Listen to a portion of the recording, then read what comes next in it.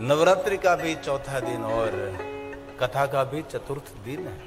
आज हम कुष्मांडा जी को प्रणाम करेंगे।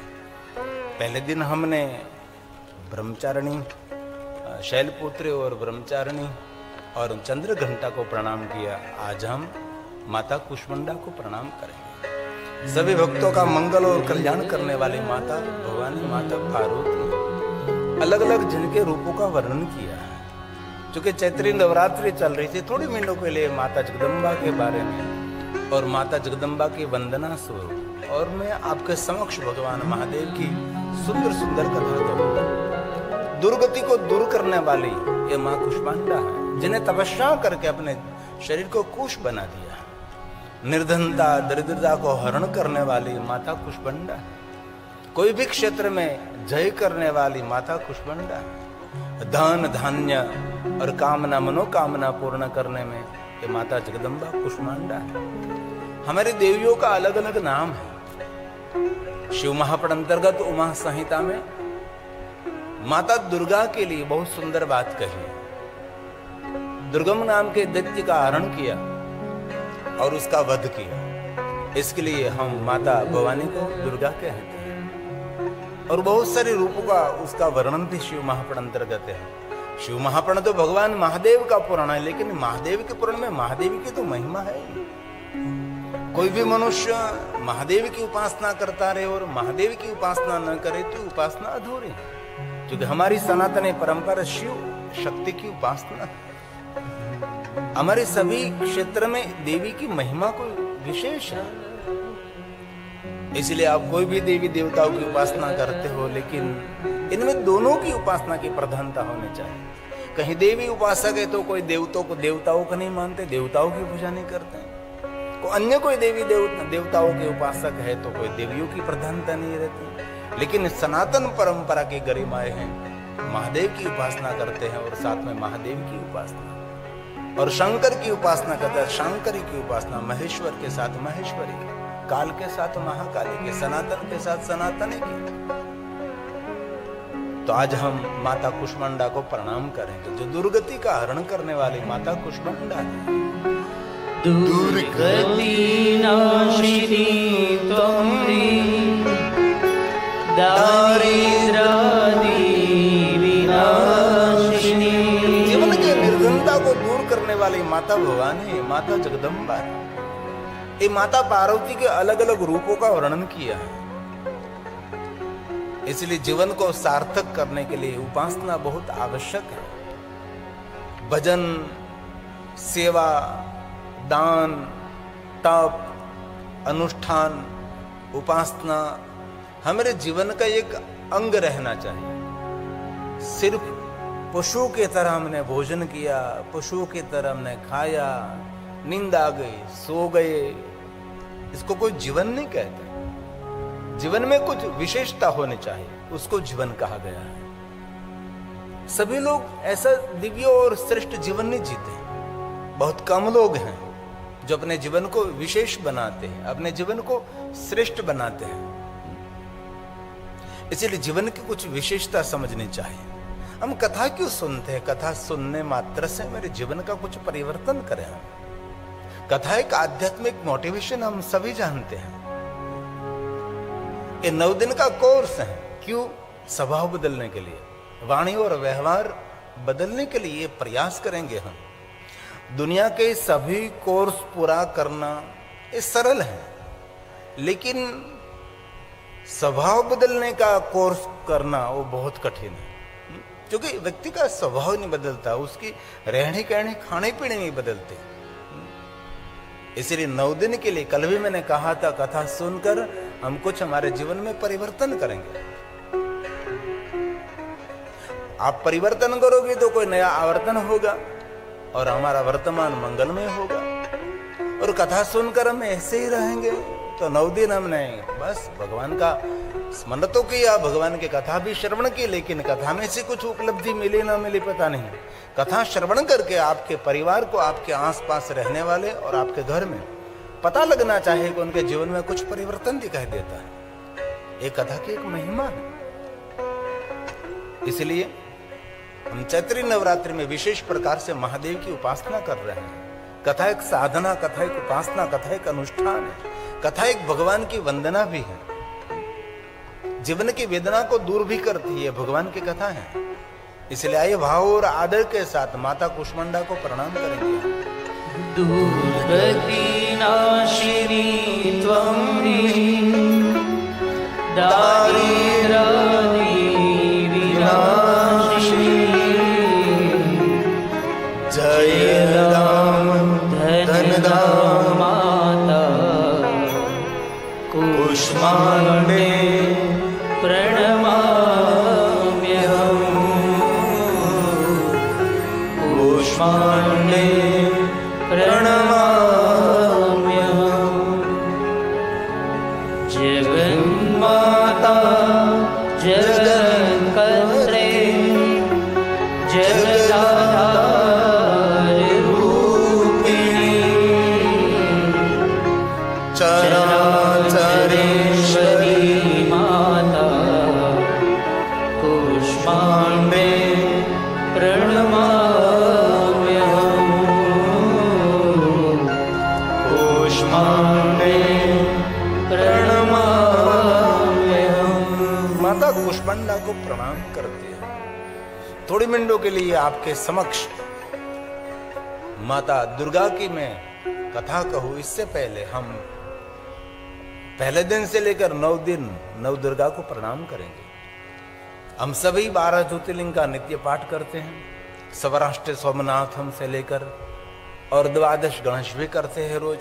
प्रणम्यम शीर्षा देव गौरी पुत्र विनायकम से लेकर ऐसे मां जगदम्बा के 9 नामों की वंदना भी करनी चाहिए।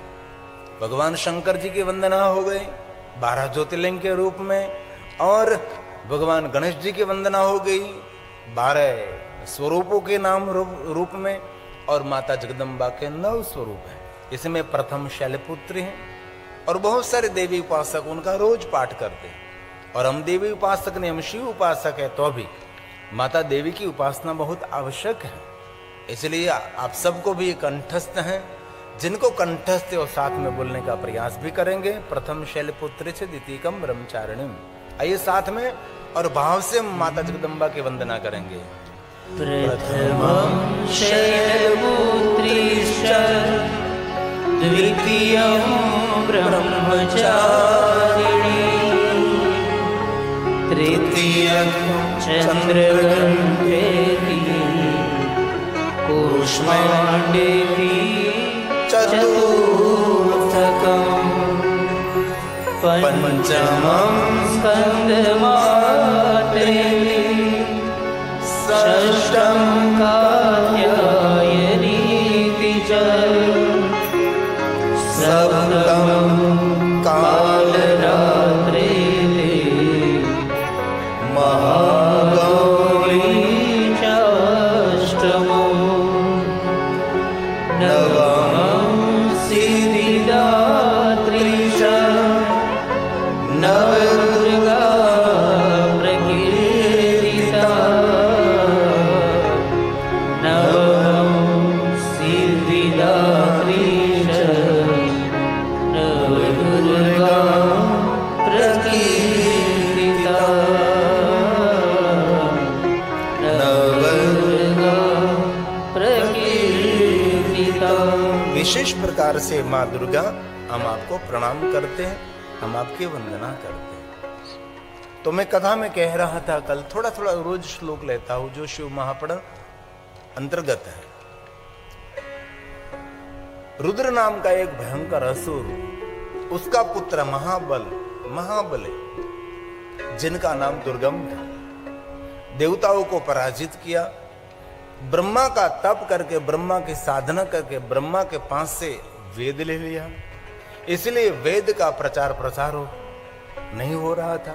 इसलिए बहुत बड़े बड़े सज्जन ऋषि मुनि अपने अपने मार्ग को भूलने लगे। वेद को छुपा लिया था उसने। इसलिए कहीं जगह पर कोई कठिन तप नहीं हो रहा था, बड़े बड़े यज्ञ नहीं हो रहा था, और बड़े बड़े सत्संग भी नहीं हो रहा था, कोई उग्र तप भी नहीं कर रहा था, कोई सेवा भी नहीं कर रहे थे, और कोई दान भी नहीं कर रहे थे। कहीं कोई धर्म का प्रचार जो वैदिक धर्म था उसका लोप होने लगा। और वैदिक धर्म लोप होने लगा तो यज्ञों बंद कर दिया, सब कुछ ऐसे सत्कार्य बंद होने लगे, तो अनावृष्टि हो गई और 100 साल तक आकाश में थे कोई जल का बिंदु भी नहीं पड़ा। इसलिए बहुत सारे प्रजाजन दुखी हो गए और सभी देवताओं ने मिलकर, ऋषि मुनियों ने मिलकर मां जगदम्बा आदिशक्ति भवानी पार्वती को प्रार्थना की है, मां हमारा सबका मंगल और हमारा सबका कल्याण करे। देवताओं की, ऋषि मुनियों की प्रार्थना स्तुति सुनकर मां दुर्गा स्वयं माता भवानी पार्वती प्रकट हुई। देवताओं का दुख, ऋषि मुनियों सज्जनों का दुख देखकर मां बहुत रोई है और 9 दिन तक मां ने लगातार आंसू बहाए और माता पार्वती के आंसू से वावड़ी, कूप, नदी सब जल से भर गए। शिव महापुराण ग्रंथ में कहा समंदर भी मां के आंसू के जल से भर गए और मां ने आंखों के आंसू में आंसू इतने गिरे कि पूरी धरती तृप्त होने लगी और माता के आंख के आंसू से फल, फूल, मूल सब कुछ जगत में फैलने लगे और सबको सुख मिलने लगा। और माता भवानी के रूप का वर्णन किया है कि मां किस रूप में प्रकट हुई, जो कल हमने उन रूप का वर्णन किया है। और बाद में माता पार्वती ने कहा कि हे देवताओं, मैं आपकी क्या सेवा कर सकती हूँ। तब सभी देवताओं ने मिलकर, ऋषि मुनियों ने मिलकर कहा मां वैदिक धर्म का लोप हो गया है, कहीं कोई यज्ञ नहीं हो रहा है, कहीं कोई उग्र तप भी नहीं कर रहा है, कोई सेवा भी नहीं, कोई दान भी नहीं, कोई सत्संग नहीं, कुछ भी नहीं हो रहा है। इसलिए मां प्रजाजन सभी नष्ट हो रहे हैं, इसलिए प्रजा का उद्धार करने के लिए, जगत मंगल के लिए मां भवानी आप हम सबको वेद प्रदान करें। जो ब्रह्मा के पास से रुद्र नाम के असुर का पुत्र दुर्गम ने जो वेद ले लिया है तो वेद धर्म का प्रचार प्रसार बंद हो गया है। कल वहां तक हमने कथा कही थी और वहां कथा छोड़ी थी और जहां से मैंने कथा छोड़ी थी वहां से मैं कथा को प्रारंभ करता हूं। इसके बाद प्रसन्न हुई देवता लोग जगत को उत्पन्न करने वाली माता पार्वती, विकसित और खिले हुए कमल के समान जिनके नेत्र है, जिनकी मुखाकृति और सब पर कृपा करुणा करने वाले माता भवानी को प्रणाम करते हुए अपने अपने लोक में गए। क्योंकि माता ने कहा कि आपके दुखों को मैं दूर करूंगी, आपके कष्ट को मैं दूर करूंगा, सभी प्रजाजनों का मंगल और मैं कल्याण करूंगी। सभी देवताओं ने पुनः पुनः माता जगदम्बा को बहुत प्रणाम किया और प्रणाम करने के बाद सभी देवता अपने अपने लोक में गए। तो वहां से मैं कथा शुरू करता हूं। कल मैंने जहां से कथा छोड़ी थी, शिव महापुराण अंतर्गत माता दुर्गा के नाम से उमा संहिता में 50वां अध्याय पूरा है। इनमें से रोज में 5, 6, 7 श्लोक लेकर इस बहाने चैत्री मास है तो इस अध्याय का भी पाठ हो जाए और माता जगदम्बा की वंदना भी हो जाए, इसलिए श्लोकात्मक थोड़ी सी मैं कथा कहने का प्रयास करता हूँ। चैत्री नवरात्रि निमित्ततः प्रमोदिता देवः, सभी देवता बहुत आनंदित होकर, प्रफुल्लित होकर, प्रसन्न होकर स्वः स्वं धाम समाययु, स्वयं स्वयं धाम, अपने अपने धाम में गए, प्रसन्न होकर गए। क्योंकि माता ने कह दिया कि आप सभी दुखों का निवारण होगा, मैं प्रजाजनों का मंगल करूंगी, मैं कल्याण करूंगी, आप किसी को दुखी होने की आवश्यकता नहीं। जो इस दुर्गम नाम के असुर ने वेद को ले लिया है, इस वेद को मैं आपको वापस करूंगी। और भगवान महर्षि वेदव्यास जी ने सभी गाए सुप्रणम्यम सुप्रणम्यं जगद्योनि फूले वीवर लोचना। जैसे कमल की तरह ताजा ताजा खिला हुआ कमल है, ऐसे ही कमल की तरह खिली हुई नेत्रों वाली मां सब पर करुणा और कृपा दृष्टि करते हुए सभी देवताओं को कहा कि आप आपके लोक में जाएं। बाद में भगवान महर्षि वेदव्यास जी ने कहा, तब स्वर्ग, भूलोक तथा अंतरिक्ष में कोलाहल होने लगा। क्यों? मां अब युद्ध करना चाहती है। किसके साथ? दुर्गम नाम के असुर के साथ। इसलिए कोलाहल होने लगा, असुर सब भयभीत होने लगे। स्वर्ग में, भूलोक में, अंतरिक्ष में सभी जगह पर कोलाहल होने लगा और सभी कोलाहल को सुनकर दुर्गम नाम के असुरों ने चारों तरफ से अमरापुरी को घेर लिया। अगणित असुरों को लेकर ये दुर्गमन का असुर, अमरापुरी मतलब इंद्र की जो नगरी है, इंद्रपुरी जिनको कहते हैं, जहां मृत्यु नहीं है उसको कहते हैं अमरापुरी। जहां जीवात्मा रहते हैं अमरत्व को प्राप्त हो जाते हैं, वहां जहां मृत्यु नहीं होती उसको अमरा नगरी कहते हैं, अमरावती कहते हैं। और भगवान वेद व्यास जी ने कहा पूरे लोक में आज कोलाहल होने लगा क्योंकि असंख्य असुरों का संहार करना। माता जगदम्बा तो अकेली है और इतनी बड़ी भयंकर असुरों की सेना के साथ मां अकेली कैसे लड़ सकेगी। लेकिन भगवान महर्षि वेद व्यास जी ने माता की सुंदर गाथा गाई है। ततः कोलाहलो जातो, ततः कोलाहलो जातो, पूरे जगत में कोलाहल होने लगा। दिवि भूम्यंतरिक्षके, देवलोक में, भूमि में, अंतरिक्ष में सभी जगह पर कोलाहल होने लगा। तच्छ्रुत्वा रौरवः सद्यो द्यरुन् सर्वतः पूरिमा। पूरी अमरापुरी को इस दुर्गम नाम के असुर ने घेर लिया है। इसके बाद शिवा पार्वती, स्वयं मां पार्वती, शिवा महादेवी पार्वती देवताओं की रक्षा के लिए पूरी के चारों ओर से तेजोमयी मां ने एक मंडल बना दिया, एक निर्माण किया हुआ मंडल। इस मंडल में से मां जगदम्बा बाहर निकल आई। क्यों? इस देवताओं की रक्षा के लिए इतना सुंदर एक मंडल बना दिया, चारों ओर से तेजो में मंडल, मतलब कोई देवताओं को हानि न कर सके, स्वर्ग लोक को कोई असुर हानि न कर सके, देवताओं का कोई भी कुछ भी न कर सके। इसीलिए मां ने स्वयं ने एक तेजोमय मंडल बना दिया और मंडल निर्माण करने के बाद माता तेजोमय मंडल से बाहर हो गई। क्यों? अब देवता सभी सुरक्षित हैं, सभी ऋषि मुनि सुरक्षित है, सभी सज्जन लोग सुरक्षित हैं। अब युद्ध करने के लिए मां उत्सुक हो गई। ततस्तेजो तेजोमयम, ततस्तेजोमयं चक्रम, चारों तरफ एक तेजो में चक्र मां ने निर्माण कर दिया। क्यों? देवताओं की रक्षा के लिए। विदाय परितः शिवा रक्षणार्थं देवतानां, सभी देवताओं के रक्षार्थ मां ने तेजोमय एक चक्र निर्माण किया, एक मंडल निर्माण किया और मां स्वयं तस्मात् बहिर्गता, स्वयं तस्मात् बहिर्गता। अब देवता सुरक्षित है क्योंकि मां ने देवताओं के रक्षा के लिए तेजोमय के मंडल की रचना कर दी और इस तेजोमय मंडल में जो देवता जो ऋषि है सब सुरक्षित रहेंगे। और तेजोमय जो मंडल मां ने निर्माण किया था इनमें से मां जगदम्बा इस असुर के साथ युद्ध करने के लिए बाहर आ गई।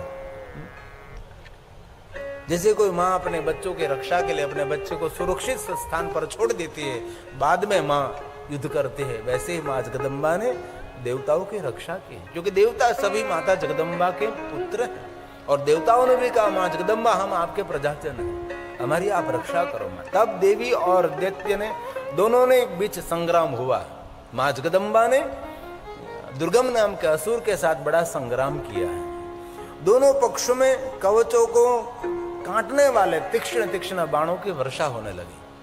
क्योंकि आभमंडल होता है इस कवच को तोड़ने के लिए, दोनों पक्षों से असुर भी इतने तीक्ष्ण बाण को छोड़ने लगा और माता भवानी भी अपनी स्व की रक्षा के लिए तीक्ष्ण तीक्ष्ण बाण छोड़ने लगे। ऐसे बहुत बड़ा लंबा युद्ध का वर्णन है, लेकिन इनमें से थोड़ी बात लेकर मैं आया हूं क्योंकि शिव महापुराण ग्रंथ में बहुत लंबा लंबा युद्ध का वर्णन है। हमने जो शिव महापुराण ग्रंथ की एक सुंदर रचना की है ये संक्षिप्त बना दिया हमने, क्योंकि इतना बड़ा लंबा शिव महापुराण, इसमें इतना दिव्य दिव्य वर्णन रहता है, सौंदर्य का वर्णन रहता है, प्रकृति के सौंदर्य का वर्णन देता है, पहाड़ों का वर्णन देता है, फल फूलों का वर्णन रहता है, स्वर्ग लोक का वर्णन रहता है, देवी देवता को रूप और स्वरूप का वर्णन रहता है। इसमें बहुत सारे युद्ध का वर्णन रहता है, सौंदर्य का वर्णन रहता है। ये सभी सौंदर्य वर्णन, युद्ध का वर्णन हमने धीरे से थोड़ा सा दूर कर दिया और पुराण का अल्पीकरण कर दिया। और पहले से पुराणों का अल्पीकरण हुआ है। जब भगवान महादेव ने शिव महापुराण कथा कही थी तब शिव महापुराण ग्रंथ के 100 करोड़ श्लोक थे, 12 संहिता थी। बाद में युग बीतते गए, मनुष्य की आयु अल्प होने लगी। जैसे जैसे मनुष्य की आयु अल्प होने लगे वैसे मेरी पुराणों का भी अल्पीकरण किया गया। इसीलिए 100 करोड़ श्लोक में से 1 करोड़ शिव महापड़ ग्रंथ में रहा, 12 संहिता रही। 1 करोड़ श्लोक में से 1 लाख श्लोक रहे, 12 संहिता रही। और अवसर बीतने के बाद कलयुग आने के पहले महर्षि भगवान वेद व्यास जी ने 1 लाख श्लोक में से 24,000 श्लोक और 12 संहिता में से 7 संहिता सहित शिव महापड़ ग्रंथ की रचना करी, जो हमारे पास अभी उपलब्ध है, जिनमें 7 संहिता है, 24,000 श्लोक है, देवलिपि देवभाषा संस्कृत में है। इसलिए पहले से पुराणों का अल्पीकरण हुआ है, क्योंकि धीरे धीरे मनुष्य की आयु अल्प होने लगी है। पहले मनुष्य 1 लाख साल तक धरती पर रहता था, बाद में 10,000 साल तक, बाद में 1,000 साल तक, 1,000 से धीरे धीरे अल्प होने लगे 100 साल तक, अब धीरे धीरे 100 साल से हो जाएगी 50 साल, धीरे धीरे मनुष्य की आयु अल्प होने लगे, हम सभी जानते हैं।